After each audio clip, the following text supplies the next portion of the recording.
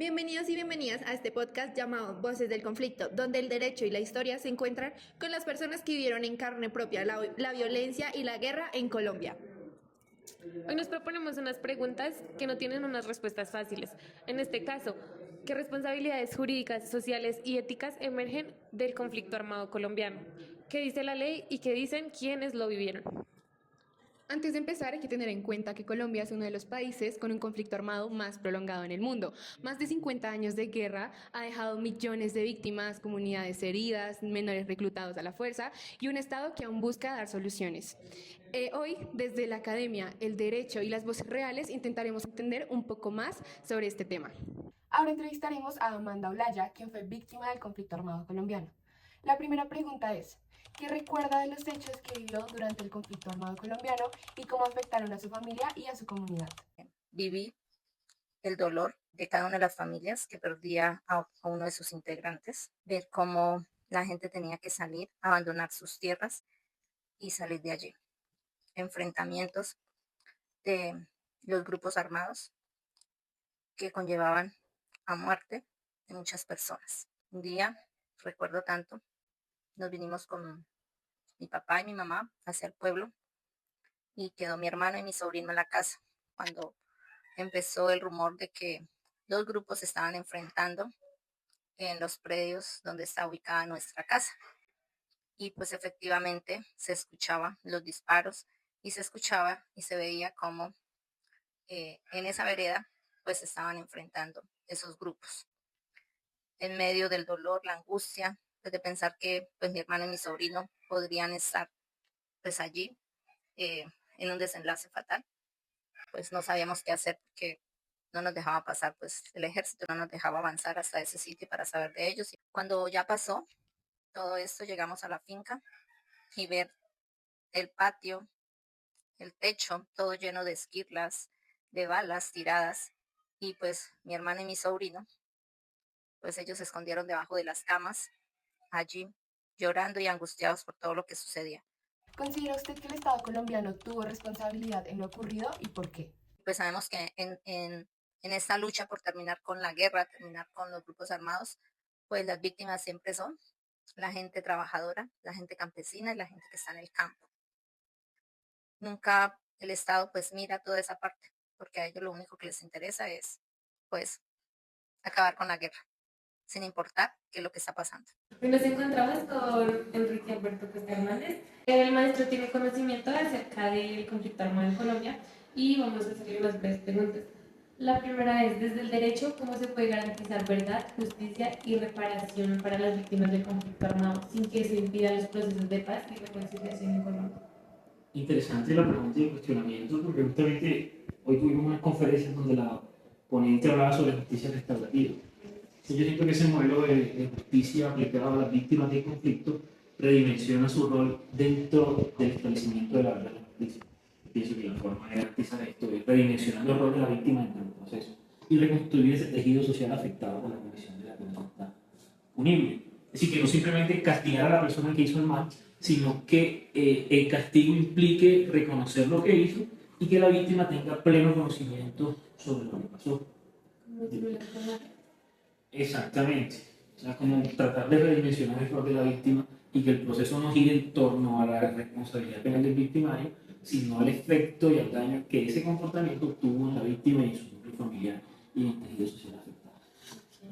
Y la segunda es, ¿considera que el Estado colombiano ha respondido jurídicamente de manera suficiente frente a los impactos sociales y territoriales del conflicto armado o todavía existen vacíos legales que perpetúan la violencia?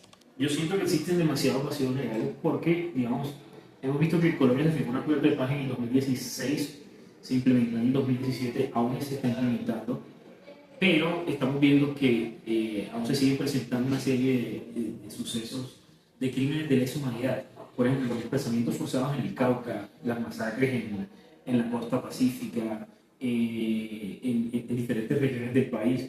Yo creo que nos hace reflexionar sobre si realmente el acuerdo ha sido efectivo y qué vacíos ha tenido en cuanto a la solución de las causas estructurales del conflicto, porque lo que hemos visto es que se sigue presentando este mismo fenómeno. Bueno, Queremos saber cómo fue su vida en el ejército y si en ese tiempo usted sintió que sus derechos como ser humano fueron violados. La vida en el ejército fue muy bonita. Me pareció una experiencia muy bonita porque aprende uno mucho disciplina, aprende a respeto, relaciones humanas. Se aprende de todo, se aprende todo. Y más que todo la disciplina. Ahora queremos saber cómo fue su vida después del ejército, si cambió negativo o positivamente. La vida después del ejército ha sido normal de trabajo, de tener la familia, con mucha disciplina, cumplir horarios, llegar tarde a casa, salir temprano. La vida cambió positivamente, después del ejército cambió positivamente, por todo lo que uno aprendió allá, por la disciplina y por todo lo aprendido, por el respeto que uno aprende allá, valores. Entonces para todo cambió fue positivamente. Lo que acabamos de escuchar nos permite hacer 3 lecturas distintas, como nos enseña la lectura crítica. En un nivel básico y literal, podemos decir que las 3 personas nos describen hechos concretos sobre lo sucedido, sobre la presencia de los grupos armados, la vida militar, el miedo y la pérdida, que son pues causales principales. Todos son testimonios directos de lo que vivieron o de lo que conocen. En un nivel inferencial podemos darnos cuenta que el conflicto armado en Colombia no solo tuvo una cara, tuvieron más participantes como civiles, soldados y comunidades que cargaron durante décadas el dolor y el peso del conflicto armado en Colombia. Esto nos hace una pregunta muy poderosa, la cual es, ¿existe un mecanismo jurídico que repare realmente estas víctimas que cargaron con tanto dolor? Usando estrategias de análisis, podemos distinguir los hechos de las opiniones. Unos hechos verificables son que en Colombia, en efecto, hubo décadas de conflicto, que el Estado firmó un acuerdo de paz y que hubo restitución de tierras. También es muy importante aclarar que las opiniones son percepciones de las personas. En este caso podría haber sido como si hubo paz, si para esas personas fue suficiente los procesos que se tomaron después del conflicto y si el Estado ha cumplido o no con su deber. Es muy importante también establecer la diferencia entre estos dos y la importancia, ya que pues, el derecho se basa en hechos verificables, no solo en opiniones. Sin embargo, los testimonios y opiniones tienen algo que un expediente no tiene, y es la percepción humana del conflicto. Después de escuchar los testimonios y realizar los análisis, podemos identificar el problema jurídico central de este episodio, y es en qué medida el Estado colombiano ha cumplido con su obligación jurídica de garantizar la verdad, la justicia, la reparación y la no repetición en víctimas del conflicto armado y qué vacíos persisten en el marco legal vigente en Colombia. Desde la unidad 3 podemos identificar 3 dimensiones, las cuales son: la primera, la modificabilidad cognitiva, la cual se basa en que tendemos a ver a las víctimas del conflicto armado como si lo que sucedió fuera en el pasado, como una historia, algo que no afecta en el presente, lo cual no es verdad porque sus consecuencias siguen presentes aún en la vida, en el cuerpo, en la mente de ellos, de quienes lo vivieron. Esa es una lectura pues superficial que hay que desmontar, una creencia que pues no va. Y de segundas tenemos la dimensión de datos. Según el Centro de Memoria Histórico, Nacional de Memoria Histórico, el conflicto colombiano dejó más de 9 millones de víctimas registradas. Esta es una cifra real y más de 30.000 combatientes fueron desmovilizados entre 2003 y 2006. Estas cifras no solo son números, son vida, derechos vulnerados y reparaciones pendientes que hay que solucionar y concientizar. La tercera unidad es el Legal Tech. Este existe a partir de plataformas donde se registran los hechos de daño para acceder a medidas de reparación y hacer seguimiento de casos donde derechos se han vulnerado. La tecnología actualmente se ha convertido en un puente entre la sociedad y el sistema jurídico, dándole a las víctimas un acercamiento más hacia su reparación de daños. En este curso aprendimos que leer no es solo decodificar palabras, es interpretar la realidad.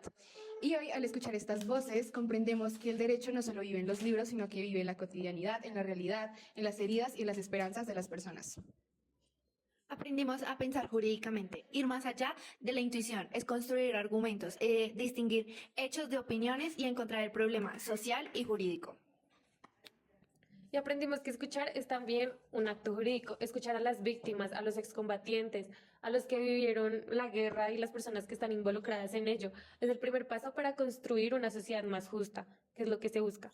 Gracias por escucharnos. Esto fue Voces del Conflicto.